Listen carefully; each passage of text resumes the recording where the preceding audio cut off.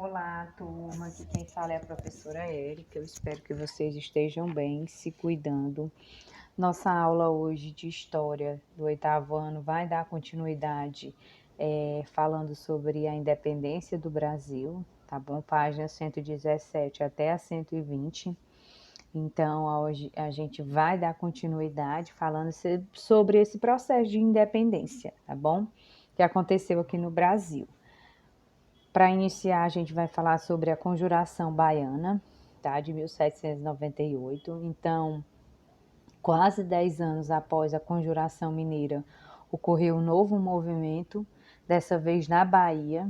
Dele participaram, né, os alfaiates, pedreiros, sapateiros, soldados e escravos nesse período. Esse movimento ficou conhecido como Conjuração Baiana ou Revolta dos Alfaiates, tá? Um dos líderes da revolta foi Luiz Gonzaga das Virgens e Veiga, que era um soldado de poucos recursos que tinha sido punido por abandonar os serviços militares várias vezes. Veiga sabia ler e escrever, o que não era comum entre as pessoas mais pobres daquela época. Entre os planos os objetivos, quais os principais objetivos, né, os planos dos revoltosos. Eles queriam o quê? O fim da escravidão e da dominação portuguesa, também a proclamação de uma república e também a permissão para que navios de todas as nações ancorassem nos portos baianos.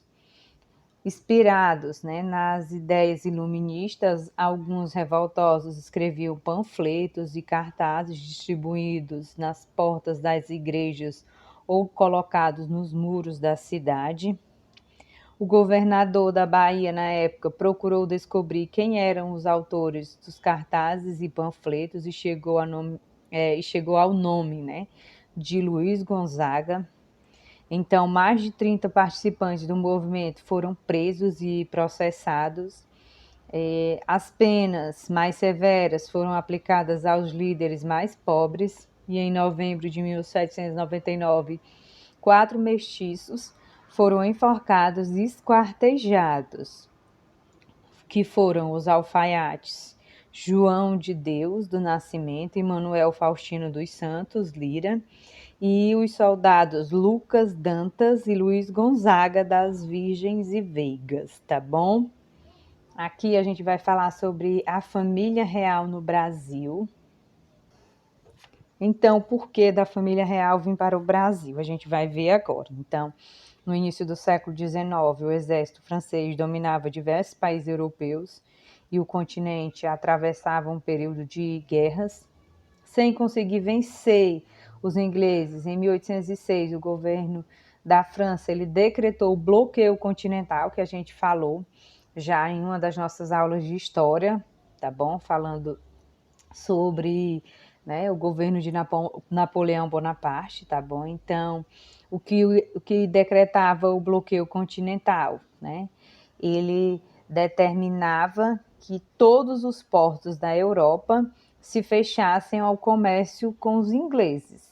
O governo português ele não obedeceu à proibição de Napoleão Bonaparte e manteve a aliança e o comércio com os ingleses, tá bom? Então, em 1807, Napoleão enviou um intimato ao príncipe regente Dom João para que este rompesse com os ingleses. Então, Dom João resistiu e aí Portugal foi invadido pelo exército francês com apoio das tropas espanholas.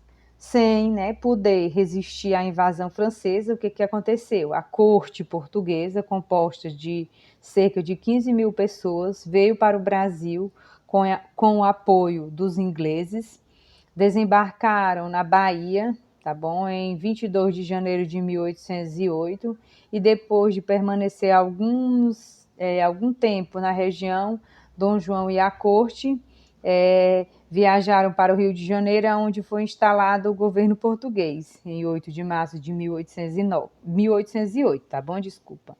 Em 8 de março, tá bom? De 1808. E aí a gente vai ver que Dom João se manteve no Brasil durante 13 anos, entre 1808 e 1821.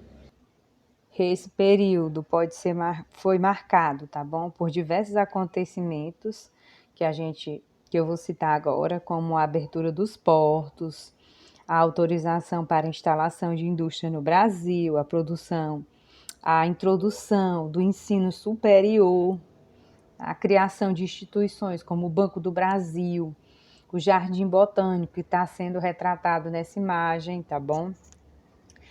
Também a contratação de artistas, professores franceses, a aclamação de Dom João VI. Então, tudo isso tem no livro de vocês que vocês podem ler, né? Cada acontecimento e ver o que aconteceu, tá bom? Vocês podem observar no livro de vocês. Outro assunto importante e que deve ser, né, retratado, né, que nós não podemos deixar de lado, é falar sobre os indígenas durante o período colonial, tá bom? Então, a gente vai ver, né, o que aconteceu com os indígenas nesse período. Então, o nome do título aí é Tutela dos Indígenas. Então, a gente vai ver que durante o domínio português, os colonizadores tinham interesses econômicos, políticos e religiosos em relação aos povos indígenas que viviam no território. Do início da colonização até meados do século XVIII, os indígenas ficaram basicamente sob a tutela dos jesuítas, tá? Em sentido amplo, tutela é a responsabilidade que alguém assume para administrar os bens e a integridade de outras pessoas, sobretudo quando essas pessoas elas são consideradas incapazes. Então, acreditava-se que os índios, né, eram incapazes. Nas missões jesuíticas, os indígenas eles foram catequizados e obrigados a trabalhar seguindo os costumes dos europeus. Então, os índios eles foram obrigados a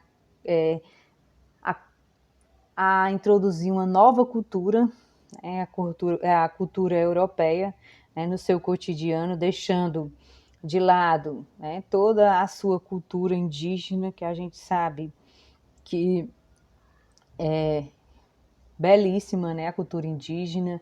Então, assim, eles foram obrigados a seguir uma nova cultura, uma nova religião, tá bom? Então, posteriormente, no século XVIII, por ordem do Marquês de Pombal, os jesuítas foram expulsos, né, do Reino de Portugal e suas colônias, inclusive do Brasil. Então, a gente vai ver que na década de 1750, com a criação do Diretório dos Índios, a tutela dos indígenas passou das mãos dos jesuítas, né, que foram expulsos, para o Estado. Então, os antigos aldeamentos indígenas foram transformados em vilas e a antiga administração religiosa tornou-se civil, semelhante à dos outros municípios que já existiam no Brasil. O Diretório dos Índios funcionou até 1798 e durante o seu funcionamento a escravização de indígenas foi combatida. No entanto, a tutela nem sempre significou proteção, tá? O diretório explorou os indígenas tanto quanto as missões jesuíticas, tá bom? Então, a partir de 1808, com a chegada da família real aqui para o Brasil, né? A chegada da família real portuguesa aqui no Brasil, Dom João assumiu uma postura ainda mais agressiva contra os indígenas, retomando as chamadas guerras justas. Assim autorizou a guerra, né, contra os botocudos de Minas Gerais, do Espírito Santo, e a escravização de outros povos indígenas. Então, a gente vê que, infelizmente, né, a luta dos povos indígenas pelos seus direitos, ela não ficou, né, apenas durante esse período colonial. Até hoje a gente vê e percebe as lutas dos povos indígenas pelos seus direitos, tá bom? Nossa aula é essa e até a próxima.